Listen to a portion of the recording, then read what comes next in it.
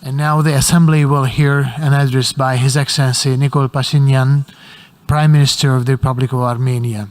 I request protocol to escort His Excellency. I have a great pleasure in welcoming His Excellency Nikol Pashinyan, Prime Minister of the Republic of Armenia. I invite him to address the Assembly. Mr. President, Excellencies, ladies and gentlemen, it is an honor to return to the General Assembly, though I wish I was here with a more positive message, given all the challenges and tribulations the world has been through in the past few years. But my statement will focus on the latest Azerbaijani unprovoked aggression against the sovereign territory of the Republic of Armenia and its overall impact on the stability in the South Caucasus. On September 13, Azerbaijan launched an unprovoked and unjustified military aggression against Armenia, using heavy artillery, multiple rocket launchers, and combat UAVs. The Azerbaijani armed forces shelled 36 residential areas and communities, including towns of Goris, Jermuk, Vartenis, Kapan, Geramasar, deep within the sovereign territory of Armenia. This was not a border clash. It was a direct, undeniable attack against the sovereignty and the territorial integrity of Armenia, which was condemned and addressed during the latest UN Security Council meetings and beyond. The Azerbaijani attack deliberately targeted civilian population and vital civilian infrastructures. Jermuk is one of the main health, tourism, and resort places of Armenia, and now, as a result of Azerbaijani aggression, all the hotels, resort, and health centers of Jermuk are closed. All the residents of this town are displaced. Overall number of those temporarily displaced from Gegarkunik, Vayadzor, and Sunit regions of Armenia is more than 7,600 persons, mostly women and elderly people, among them 1,437 children and 99 persons with disabilities. Around 192 houses, 3 hotels, 2 schools, 1 medical facility partially or completely destroyed, 7 electrical infrastructures, 5 water infrastructures, 3 gas pipelines, 1 bridge were damaged, 2 ambulances, 4 private cars were shelled. The Kechud water reservoir was targeted and shelled. Journalists and ambulance vehicles were targeted and shelled as well. As a result of the aggression, the number of victims and missing persons at the moment exceeded 207. Among them, 3 civilians were killed and 2 civilians are missing. 293 servicemen and 8 civilians were wounded. At least 20 servicemen were captured. There are evidences of cases of torture, mutilation of captured already dead servicemen, numerous instances of extrajudicial killings, and ill treatment of Armenian prisoners of war, as well as humiliating treatment of their bodies. The dead bodies of Armenian female military personnel were mutilated and then proudly video recorded with particular cruelty by the Azerbaijani servicemen. The videos featuring such gruesome war crimes and crimes against humanity are being shared and praised on the Azerbaijani social media by individual users. No doubt, committing such unspeakable atrocities is a direct result of decades-long policy of implanting anti-Armenian hatred and animosity in the Azerbaijani society by the political leadership. In the wake of this offensive, the official narrative and other sources of information suggest that Azerbaijan intends to occupy more territories of Armenia, which needs to be prevented. I want to stress that the risk of new aggression by Azerbaijan remains very high, especially taking into account that every day Azerbaijan violates the ceasefire and the number of casualties and those injured could change any moment. Another factor for further escalation can be an appropriate reaction to this situation by the regional security organizations, which raised very hard questions among Armenian society. Ladies and gentlemen, despite the above-mentioned facts, Azerbaijan is trying to pose itself as a country seeking peace in our region, peace with Armenia. Hearing from a side what Azerbaijan is saying, you can even be impressed by its devotion to peace efforts. And for staging this impression, Azerbaijan is using the subjects of peace treaty with Armenia, border delimitation, and regional communication opening agenda. Why we have no tangible progress in these directions? The reason is very simple. Azerbaijan is using all those topics for territorial claims against Armenia. For example, one of the most important subjects of peace treaty is bilateral recognition of territorial integrity between Armenia and Azerbaijan. We have already declared that we are ready to do so, but Azerbaijan hasn't done it so far. On the contrary, Azerbaijan has been publicly voicing that the entire south and east of Armenia and even the capital city of Yerevan is an Azerbaijani land. On the other hand, Azerbaijan is keeping under occupation tangible territories of Armenia, and as I said, the risk of new aggression by Azerbaijan remains very high. In this regard, I am posing an official and public question to the Azerbaijani president. Could you show the map of Armenia that you recognize or are ready to recognize as the Republic of Armenia? Why I am asking this? Because it can come out that from the point of view of official Azerbaijan, only half of Armenia and even less is the Republic of Armenia. If Azerbaijan would recognize territorial integrity of Armenia, not theoretically but concretely, I mean the integrity of our internationally recognized territory of 29,800 square kilometers, it would mean that we can sign peace treaty by mutually recognizing each other's territorial integrity. Otherwise, we would have a phantom peace treaty, and after that, Azerbaijan will use border delimitation process for new territorial claims and occupation. As you may know, bilateral commission of border delimitation and border security was formed in May, and 2 meetings of the commission have taken place. Before the formation of the commission, last year, Azerbaijan occupied more than 40 square kilometer territories of Armenia. And then, one of the excuses of Azerbaijan about the reasons they have done this was that Armenia, according to them, refuses to form border delimitation commission.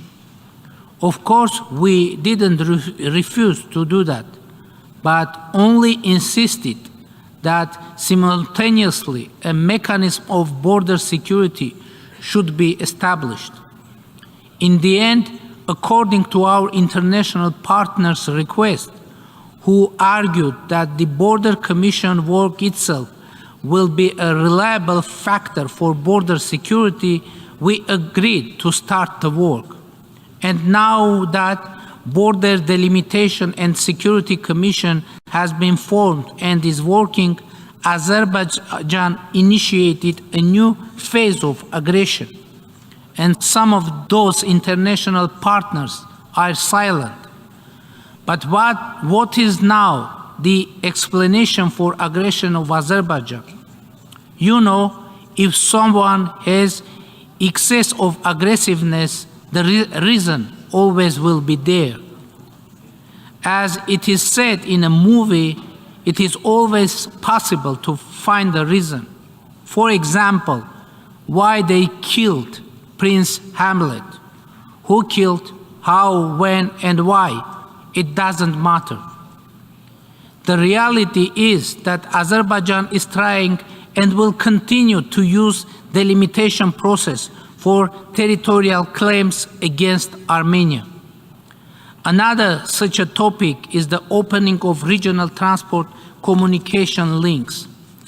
Azerbaijan is trying to represent Armenia as a destructive side in this discussion.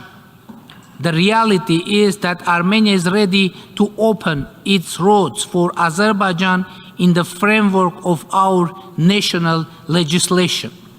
Moreover, recently, the draft decision of government was published that supposes to open 3 checkpoints in the border with Azerbaijan for implementation of the Article 9 of the trilateral statement from November 9, 2020. According to that draft, citizens and goods of Azerbaijan would be eligible to use the existing roads of Armenia to commute from main Azerbaijan to the Nakhchivan Autonomous Republic. The Armenian government had political will to unilaterally accept that decision. But Azerbaijani officials tell us that they don't want to have those routes. What do they want? They want a new route to be constructed. It is also acceptable for Armenia, but according to the 9th article of the trilateral statement from November 9, 2020, a new route can be constructed with the consent of the sides. Armenia is ready to construct such a route which would operate according to the legislation and within sovereign control of the Republic of Armenia. So what is the point of Azerbaijani claims? Azerbaijan is hinting that Armenia has to provide an extraterritorial corridor, and according to them, the 9th article of the trilateral statement from November 9, 2020 is supposed to do that. The trilateral statement is a public document, and in the 9th article, there is nothing about corridor, extraterritoriality, etc. So what is the purpose of Azerbaijan? To create a new crisis as a pretext for a new aggression against Armenia and for a new territorial claim. We have shared packages of proposals with Azerbaijan on the topic of opening communications, and if Azerbaijan accepts that those routes must operate according to national legislations, we can decide on this very quickly. By the way, the trilateral statements from November 9, 2020 and January 11, 2021 imply that not only Armenia should provide roads to Azerbaijan, but Azerbaijan should provide roads to Armenia too, and we haven't received anything so far. As for the corridor wording, it is very important to note that in the trilateral statement from November 9, only one corridor is mentioned, and it is the Lachin corridor for Nagorno-Karabakh. Ladies and gentlemen, one of the crucial factors of regional stability is the comprehensive settlement of Nagorno-Karabakh conflict, where the rights and the security of the Armenians living in Nagorno-Karabakh will be addressed and guaranteed. Latest aggression is happening while the humanitarian consequences of the 2020 war in Nagorno-Karabakh have not been addressed yet. The post-war rehabilitation of Nagorno-Karabakh, the psychosocial issues of the displaced population, the repatriation of Armenian prisoners of war, and the preservation of cultural and religious heritage remain on the agenda of our government.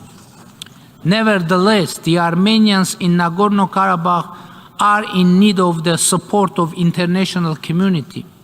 We call to support the secure and unhindered access of UN humanitarian agencies to Nagorno-Karabakh in order to assess the human rights situation and ensure protection of cultural heritage on the ground. We think that the Office of the UN High Commissioner for Refugees and the independent fact-finding mission of UNESCO should have access to the Nagorno-Karabakh conflict zone. Unfortunately, Azerbaijan has been blocking both missions by making artificial political preconditions, essentially blocking the access of an independent fact-finding mission in Nagorno-Karabakh. It is also reprehensible that Azerbaijan stalls the repatriation of Armenian prisoners of war, inter alia subjecting them to artificial trials in gross violation of international humanitarian law, its own commitments, and contrary to the calls of the international community. Mr. President, ladies and gentlemen, sustainable regional peace and stability is our objective.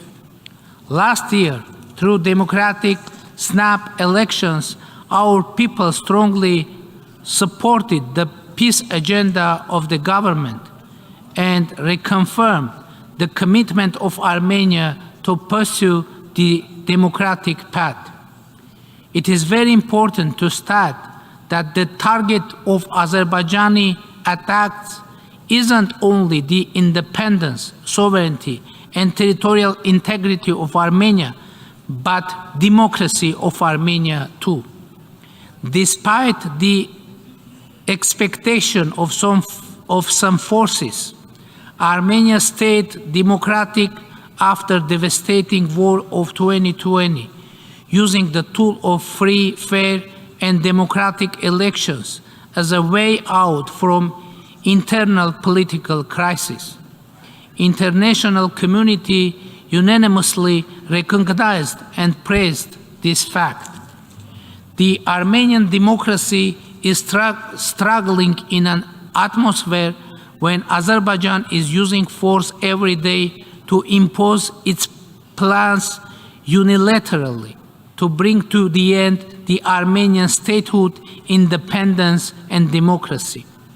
But I'm here to announce that we are determined to defend our democracy, independence, sovereignty, and territorial integrity by all means.